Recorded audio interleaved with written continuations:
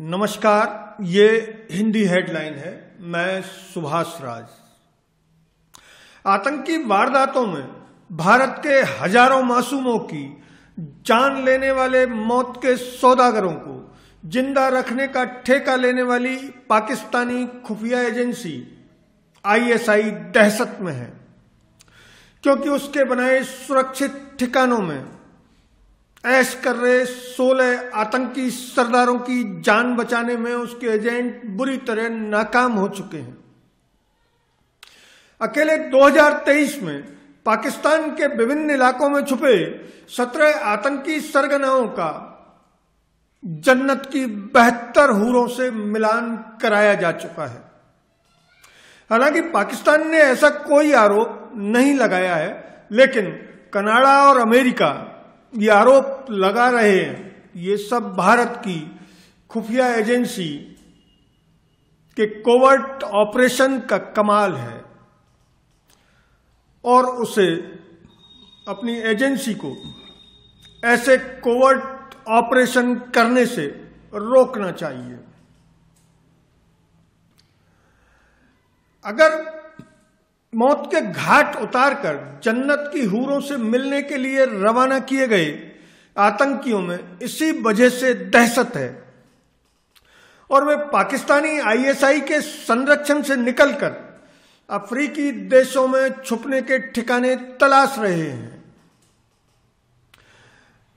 खबरें आ रही हैं कि पाकिस्तान के कराची में एक सुरक्षित ठिकाने में छुपा मुंबई का डॉन दाऊद इब्राहिम भी अफ्रीकी देश में सुरक्षित ठिकाना तलाश चुका है और जल्द ही वहां जाकर छुप सकता है।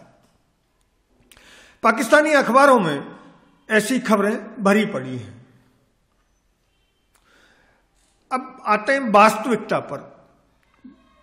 रॉ के एक पूर्व अतिरिक्त सचिव वीर रमन की किताब the cow boys of raw की माने तो ऐसे कोवर्ट ऑपरेशन नए नहीं हैं और दुनिया भर की खुफिया एजेंसियां ऐसे ऑपरेशंस करती रहती हैं।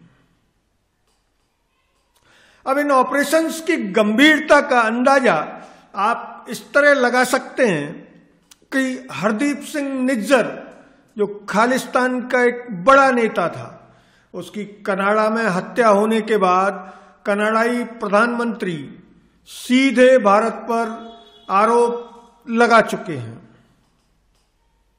खालिस्तान के ऐसे ही एक नेता परमजीत सिंह पंजवड़ लाहौर में छुपे हुए थे और मई में अज्ञात बंदूकधारियों ने उसे हूरों से मिलने रवाना कर दिया। इसके अलावा अल बद्र मुजाहिदीन के प्रमुख सैयद खालिद रजा की फरवरी में गोली मारकर हत्या कर दी गई।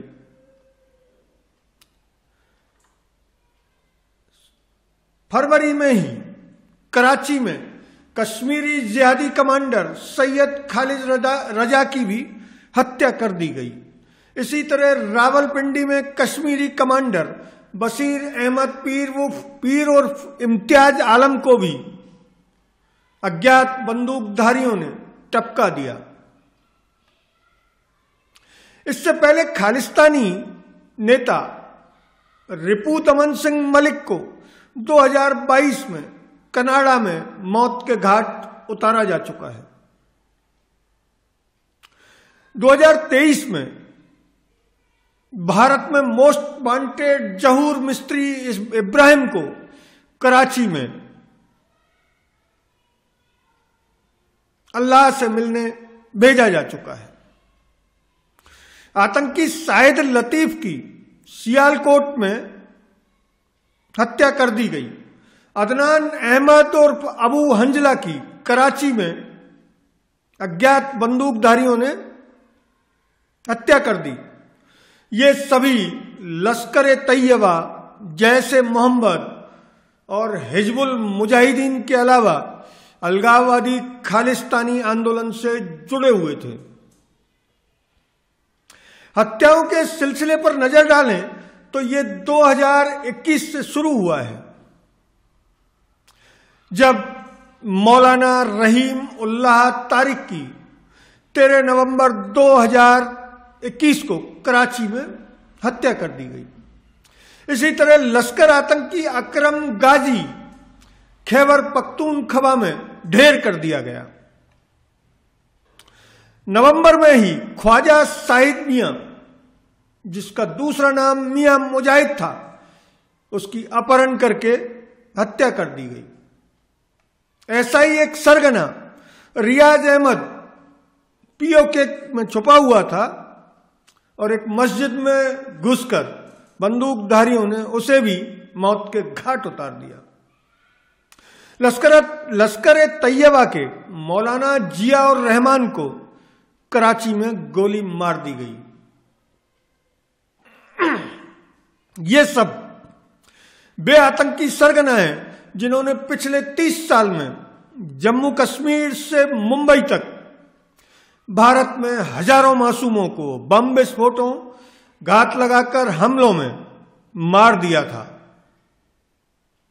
The cow boys of raw की डिटेल्स पर भरोसा करें तो रॉ ऐसे कोवर्ट ऑपरेशन पिछले 30 साल से लगातार कर रहा है,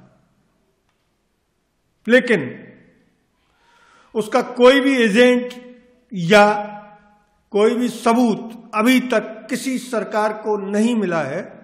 और उसने, हालांकि विदेशी सरकारें ये आरोप लगा रही हैं, इन आरोपों की रोशनी में पाकिस्तानी आईएसआई के पूर्व चीफ लेफ्टिनेंट जनरल हामिद गुल की इस टिप्पणी पर जरूर ध्यान दिया जाना चाहिए कि रॉ पर जो आरोप लग रहे हैं वो कोई नई बात नहीं है। हम भी ऐसे ही कोवर्ट ऑपरेशन करते हैं और आतंकी वारदातों को अंजाम देने का जो तरीका आईएसआई ने खोजा है वो हमारे कोवर्ट ऑपरेशन ही है। भारत में अनेक वीआईपीज को, कई सार्वजनिक हस्तियों को मार देने वाले आतंकी सरगना आईएसआई के संरक्षण में ही ऐसी वारदातें करते रहे हैं। जनरल हामिद गुल उन कुख्यात जियाउल हक के दाहिने हाथ थे जिन्होंने पाकिस्तान में आतंक को पनाह देना शुरू किया था। रॉ के पूर्व चीफ एएस दुलतवी एक इंटरव्यू में ये कह चुके हैं कि रॉ अपने अभियानों को बिना किसी पब्लिसिटी के अंजाम देता है। बहुत सी घटनाओं के पीछे रॉ का हाथ होता है, लेकिन न तो उसे श्रेय दिया जाता है और न ही वह श्रेय लेने की कोशिश करता है। दुलत की इस टिप्पणी को आईएसआई के एक पूर्व चीफ असद दुर्रानी भी सही बताते हुए ये बयान दे चुके हैं कि आईएसआई जो काम सरेआम करती है, रॉ उसे बिना किसी प्रचार के चोरी छुपे अंजाम देता है। पाकिस्तानी खुफिया एजेंसी के लिए यही सबसे बड़ा संकट का काम है, क्योंकि उसने जिन ठिकानों में आतंकी सरगनाओं को शरण दे रखी है, वे ठिकाने अब भारत की खुफिया एजेंसियों की नजर में आ चुके हैं। आप सब ये जानते हैं कि लश्कर तैयबा का मुंबई हमलों का मास्टरमाइंड हाफिज सईद पिछले 1 साल से इसी वजह से जेल में बंद रखा जा रहा है। जिस जेल में वह बंद है, उस जेल में भी उसकी हत्या की आशंका को देखते हुए आईएसआई उसे आर्मी हेडक्वार्टर रावलपिंडी के पास बनाए गए उस सुरक्षित ठिकाने में भेजने की फिराक में है जिसमें पाकिस्तान ने कभी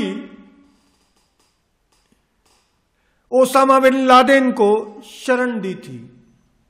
उसके बाद ही ओसामा बिन लादेन अफगानी सीमा पर एक सुरक्षित ठिकाने में भेजा गया था, जहां अमेरिकन कमांडोज ने उसे मौत के घाट उतार दिया था।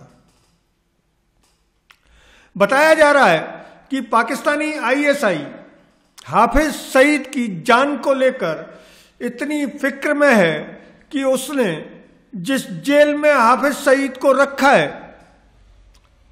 उसका एक पूरा ब्लॉक अन्य कैदियों से खाली कराया जा चुका है और वहां आईएसआई के एजेंट, सशस्त्र एजेंट दिन रात पहरा देते हैं।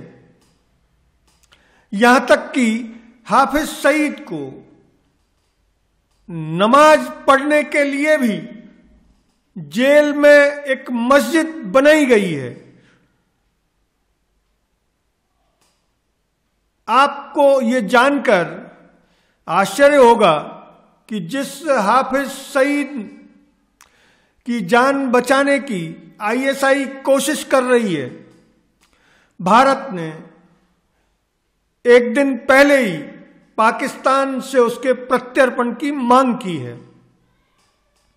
हालांकि भारत और पाकिस्तान के बीच एक दूसरे के अपराधियों को प्रत्यर्पित करने की कोई संधि नहीं है, लेकिन राजनयिक सूत्र लगातार इस बात का दबाव पाकिस्तान पर बनाए हुए हैं।